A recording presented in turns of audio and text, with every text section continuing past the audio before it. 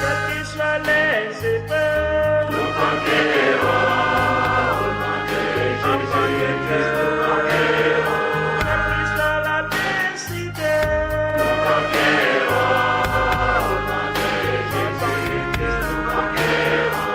quelles que soient les épreuves, enfants de Jésus, quelle que soit l'adversité,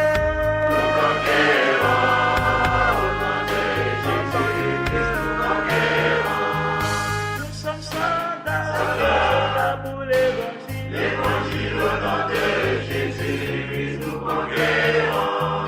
Nous sommes guerriers pour l'évangile. L'évangile au nom de Jésus-Christ nous conquérons. Nous sommes soldats pour l'évangile. L'évangile au nom de Jésus-Christ nous conquérons.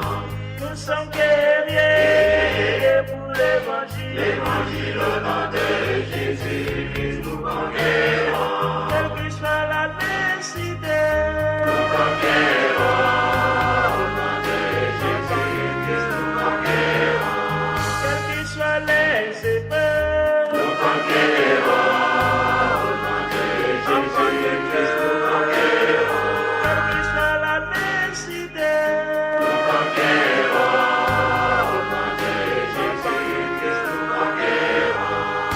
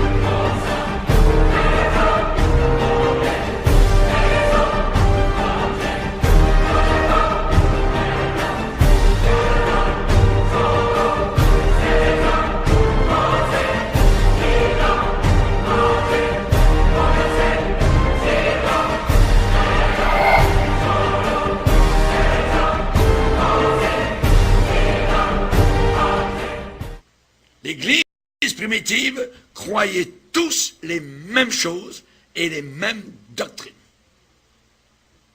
Aujourd'hui, vous allez dans une église évangélique, l'un là-bas il croit ceci, une autre là-bas, eux, ils croient autre chose, et tout ça, et ainsi de suite. Et là, on arrive donc avec des cuisiniers spirituels, donc, qui disent, mettez tout ça ensemble, on oublie ce qui nous divise, et nous allons juste parler de ce qui nous unit. Nous avons donc, évidemment, je dirais une grande tristesse, parce que ceux qui veulent rester fidèles à ce livre-là sont obligés de sentir un rejet de la part d'autres qui veulent moderniser, changer l'Église. L'Église primitive était remplie de la gloire de Dieu, et aujourd'hui, où est-elle, cette gloire? Elle a été remplacée par du bruit, par de la musique, par tout cela, mais la présence même de Dieu, où est-elle? Où sont nos merveilleux baptêmes dans le Saint-Esprit, où l'on parlait en d'autres langues, où l'on bénissait le Seigneur, voyez, et évidemment tout cela. Où cela est-il passé? Évidemment, ces défaillances déshonorent Dieu, affligent le Seigneur Jésus-Christ, attristent le Saint-Esprit. Évidemment, tout cela devrait être aussi pour nous qui restons fidèles à la parole de Dieu, à sa doctrine, donc un sujet évidemment de profonde affliction. Pour ceux qui ont connu, les plus anciens parmi nous savent comment ça se passait, et aujourd'hui, comment ça se passe. Et dans leur cœur, il y a un sujet de tristesse. Sujet de tristesse, voyez. Et en plus, maintenant, avec des églises qui ont embarqué dans un yacht que j'appellerai l'écuménisme papal, voyez, donc une communion avec des apostats, une communion avec une église qui sera vomie littéralement de la boue du Seigneur, et je dirais que, puisque la Bible dit qu'à la fin ils ne supporteront plus la saine doctrine, ils auront la démangeaison d'entendre des choses agréables, et ils vont se donner une foule de docteurs. Le Seigneur a bien dit, si quelqu'un a honte de mes paroles, j'aurai honte de lui aussi devant mon Père. Ils détourneront l'oreille de la vérité. De la vérité. Je vais vous parler de l'écuménisme papal. Voyez, ce cher monsieur, donc animé de Satan, qui s'appelle le pape François. Le pape François est un séducteur mondial, animé des forces diaboliques. Pasteur Bourgier, vous en mettez, voyez, vous allez comprendre très rapidement la séduction totale actuellement que cet homme est en train de faire avec le système catholique. Tout d'abord, n'oubliez pas que cet homme a été récemment nommé sur la planète Terre l'homme de l'année. Par spécialement Time Magazine qui en parle, voyez, l'homme de l'année c'est le pape François. Et le pape François, particulièrement, a des révélations, voyez, puisqu'il est le pape, et normalement, dans ses dogmes, hein, selon le dogme catholique, il est infaillible. Il est infaillible. Alors, il a eu dernièrement des révélations, et le pape François déclare, à travers l'humilité, la recherche de l'âme et la contemplation de la prière, nous avons acquis une nouvelle compréhension de certains dogmes. Écoutez bien tous les mots. Une nouvelle compréhension nouvelle de certains dogmes. Écoutez bien. Un démon grenouille qui est en train de sortir. L'Église ne croit plus en un véritable enfer où les gens souffrent. Cette doctrine est totalement incompatible avec l'amour infini de Dieu. Les gens, hein, c'est bon, merveilleux. Dieu n'est pas un juge, mais un ami, un amant de l'humanité. Dieu ne cherche pas à condamner, mais seulement à embrasser. Il dit, le pape, comme la fable d'Adam et Ève notez les mots, la fable d'Adam et Ève, nous voyons l'enfer comme, écoutez bien, un dispositif littéraire. Tiens, mes amis, Satan, il en a dans son sac. Adam et Ève, voyez, l'enfer, c'est un dispositif littéraire. Il dit l'enfer est simplement une métaphore de l'âme isolée qui, comme toutes les âmes, seront finalement unies dans l'amour avec Dieu. Tout le monde va au ciel. Et il le dit. Et il le dit. Écoutez bien. Je cite. Et ce que des millions de catholiques croient, et de nos amis chrétiens évangéliques aussi. Dans un discours qui a choqué, je dirais, ceux qui ont connu le premier temple, voyez, donc il a parlé à travers le monde entier, le pape François a déclaré, écoutez bien, toutes les religions sont vraies. Hey! On va s'arrêter juste là-dessus. Les bouddhistes, les mahométans, les hindouistes qui adorent Vishnu, Krishna, tous les démons de l'enfer. Il dit toutes les religions sont vraies. Pourquoi dit-il ça? Il dit parce qu'elles sont vraies dans les cœurs de tous ceux qui croient en elles. Fait qu'il dit, si vous croyez un mensonge, c'est la vérité. Vous voyez l'entourloupette? Voyez? Et les chrétiens qui croient à l'Église catholique sont noyautés directement à l'intérieur par Satan, que Dieu, je dirais que Satan utilise, ce pape. Toutes les religions sont vraies, parce qu'elles sont vraies dans le cœur de tous ceux qui croient en elles. Il dit, quel autre type de vérité y a-t-il dont le passé de l'Église a été dur envers celle qu'elle jugeait moralement répréhensible ou pécheur? Mais aujourd'hui, nous ne sommes plus juges. Comme un père plein d'amour, nous ne condamnons pas nos enfants. Notre Église catholique est assez grande pour les hétérosexuels et les homosexuels, pour les pro-vie et les pro-choix, pour les conservateurs et les libéraux, les communistes. Et les communistes sont les bienvenus. Ils ne croient même pas en Dieu, les communistes. Les communistes sont les bienvenus et même nous ont rejoints. Nous aimons tous les gens et adorons tous le même Dieu.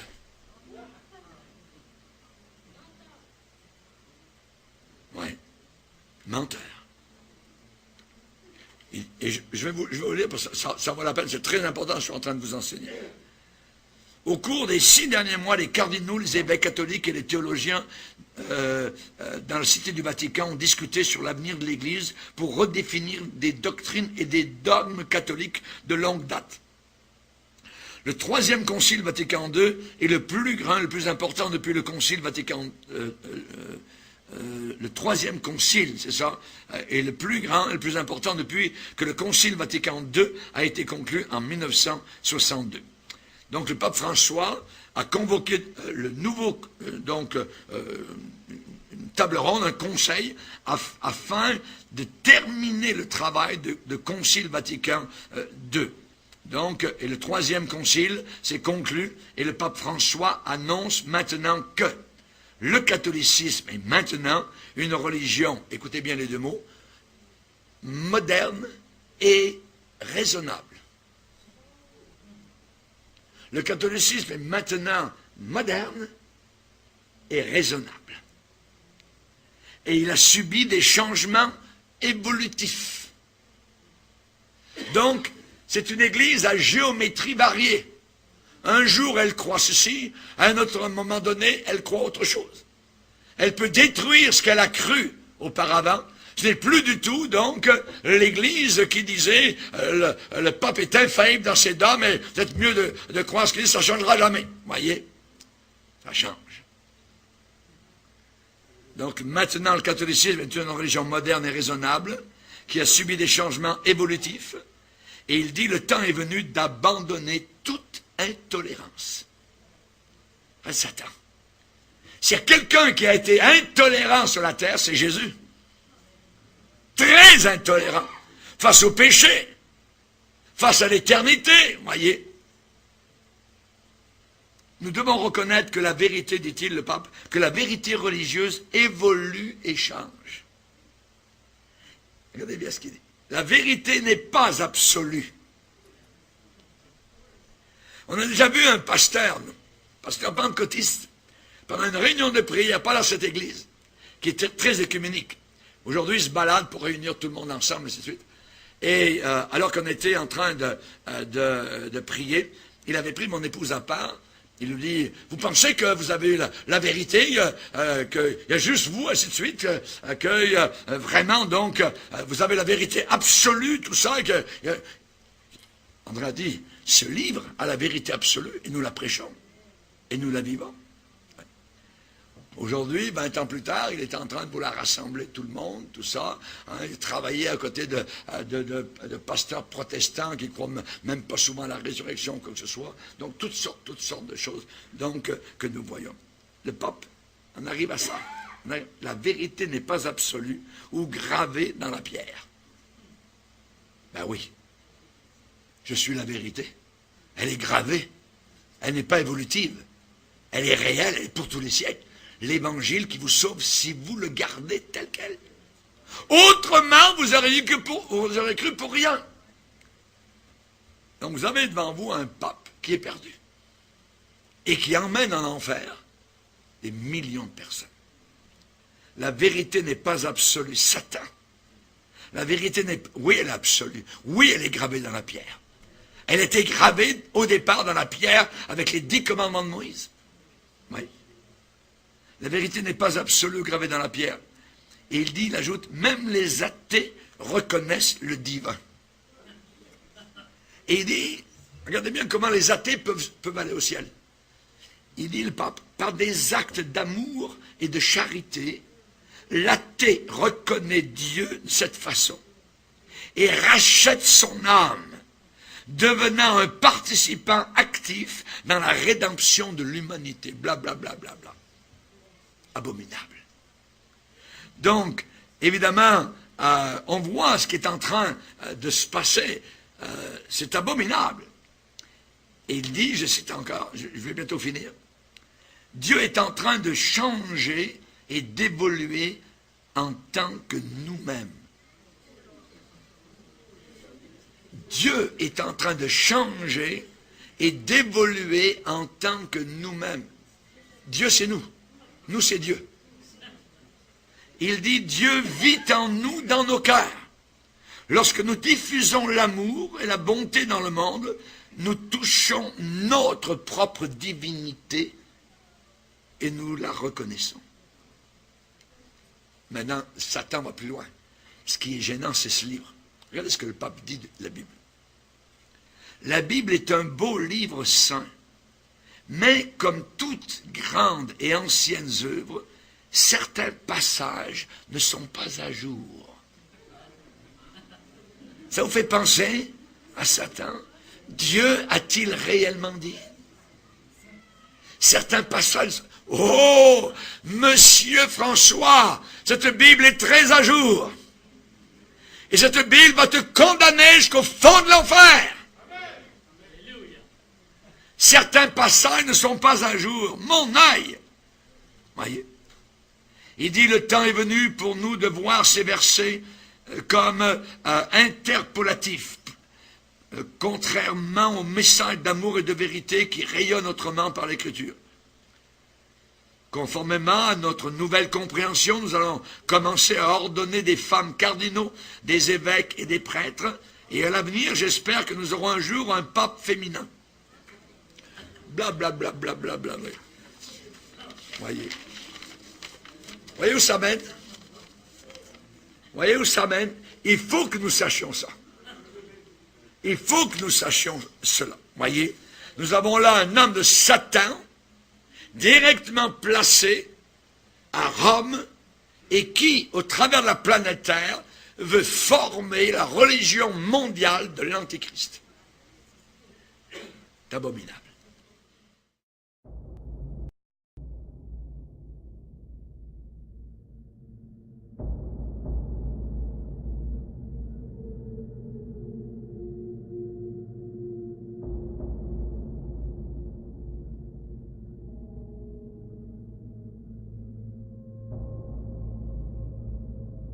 And I beheld another beast coming up out of the earth, and he had 2 horns like a lamb, and he spake as a dragon.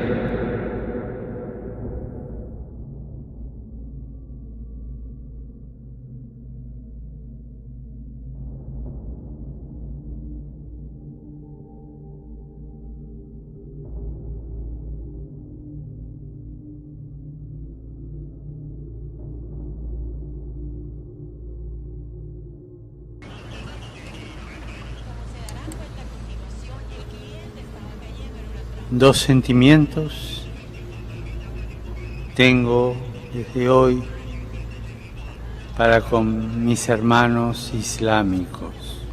I would like to express 2 sentiments for my Muslim brothers and sisters.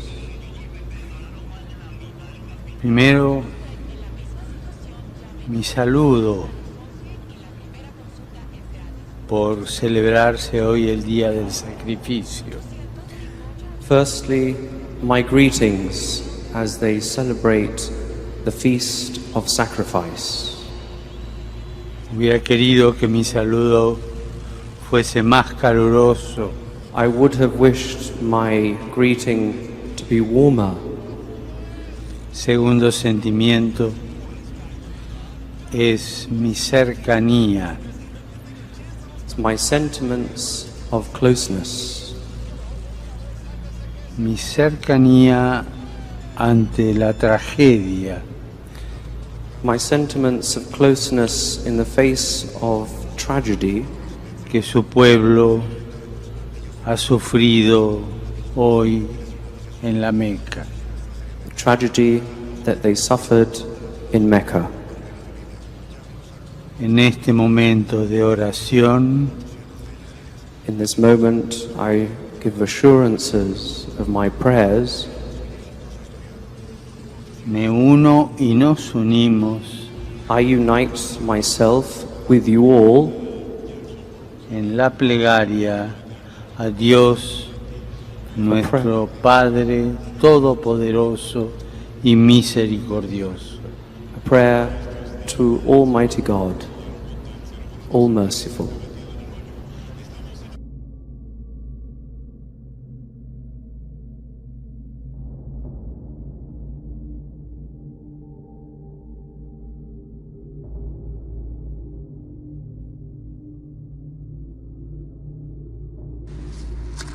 The cross shows us a different way of measuring success. A nosotros nos corresponde sembrar. Ours is to plant the seeds. Dios ve lo God sees to the fruits nuestra fatiga. of our labors.